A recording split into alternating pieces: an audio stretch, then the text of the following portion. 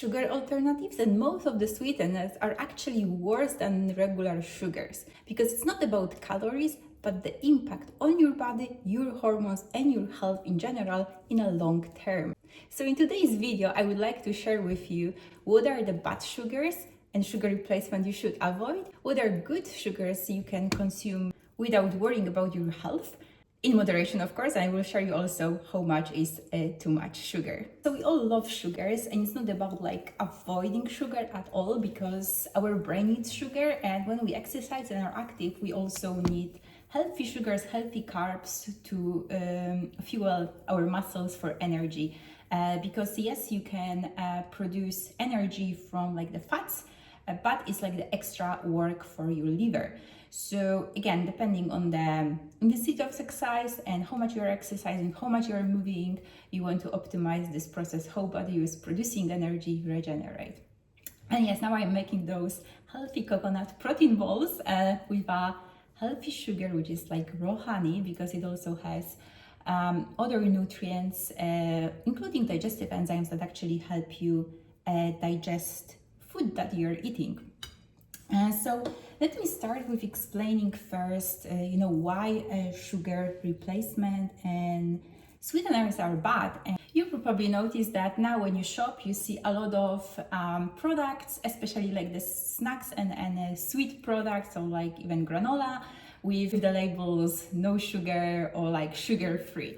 But is it actually sugar-free? When you flip the packaging and you look on the label, it turns out you may find fructose, glucose syrup, xylitol, erythritol, malitol, sorbitol, or a range of other sugar replacements and sweeteners as well. And again, 0 calories, great. But the thing is that it's not really excess. Excess calories, of course, will cause the weight gain and will contribute to other health problems as well. But the thing is that you can be on 1,200 calories diet using all this sugar replacement that seems to be guilt-free, but you will mess up your body metabolism, your insulin sensitivity, your gut, also your liver, and that will create inflammation. And at the end of the day, at some point, your body will struggle with losing weight simply, and all the processes. So as I said, it's not about like calories. We try to cheat the system, find those like guilt-free alternatives, but at the end of the day, it's about finding a balance, having those sweet treats in your day or in your week, but knowing how much as well and which basically to go for. And the good sugars that I like, as I mentioned, is raw honey, for example. Then fruits. So fruits is not that black and white, because excess fructose can also impair your liver function. But fruits has other benefits like antioxidants, fiber, and also so-called structured water that helps your body hydrate and remove toxins as well. And so again, if you go with a couple of pieces of fruits a day, you will get the benefit of the antioxidants and other stuff, but also you can get the sugars. So it's really about knowing that sweet spot. And then you may ask, okay, so how much is actually too much sugar? So I try to keep between like 50 and 70 grams of naturally occurring sugars. And that includes sugars from like grains, sweet potatoes, and other carbs, fruits as well. And in terms of like the sugar consumption, there is actually one more important aspect to keep in mind, that again, we can consume healthy sugars in moderation, but it's also important about timing. Because for example, if you have just a meal, especially like protein rich, and straight after you have a dessert, even with the healthy sugars, it will disrupt the whole digestion process and will basically disrupt your protein digestion especially. And what does it mean is that your body will struggle to process everything, which again means that the food will stay longer in your system, cause fermentation, and then leads to like the gut dysbiosis and a sort of like gut issues, and we all know that gut is pretty much like the fundamental of our health, because yeah, gut is not only, when you have like the healthy gut, it's easier to lose weight, but it's also your energy, your mental clarity, and so much more. So timing of when you have your sweet treats and sugar is also important. And fruits, for example, are usually best to digest on like empty stomach.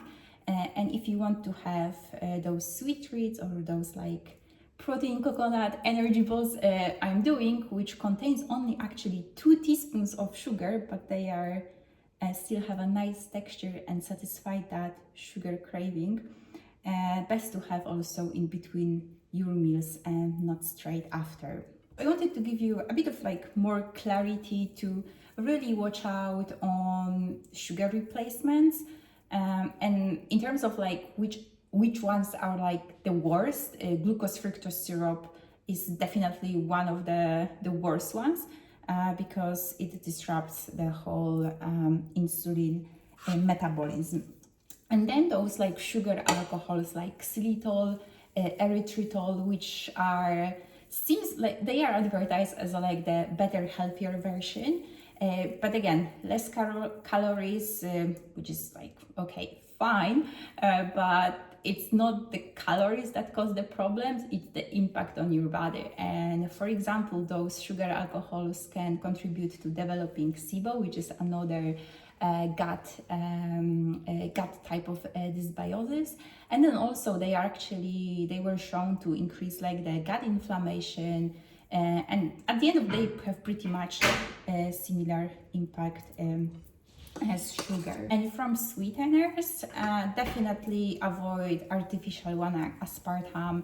I would be careful as well with sorbitol, malitol, because again, linked with like how they impact your gut. If you really want to go for this 0-calorie sweeteners, stevia in like small amounts is fine. But again, I try always to find a sweet balance in my day.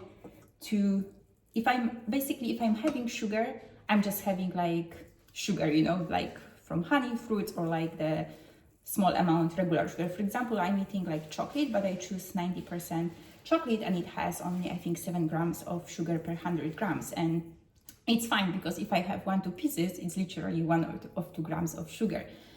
So if I keep in that range of 50-70 grams of total sugars in a day, I really don't have to worry about my health and hormones as well.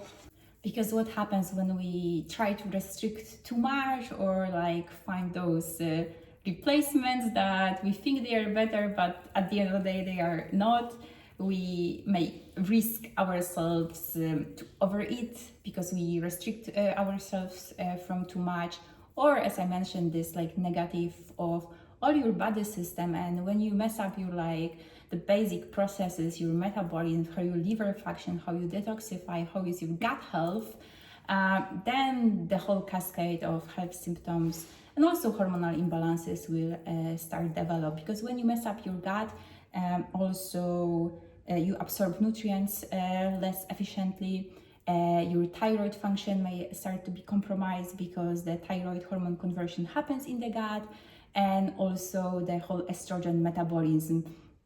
Your liver is metabolizing that, but the gut is the place when the whole excretion happen, and there are specific strains of bacteria that help to remove that estrogen effectively and prevent you from reabsorbing estrogen to your system. And estrogen dominance is such a epidemic nowadays. All the PMS symptoms, anxiety, and also difficulties in losing in weight are linked very closely with excess estrogen. I hope that was helpful. Don't forget to subscribe, and see you soon.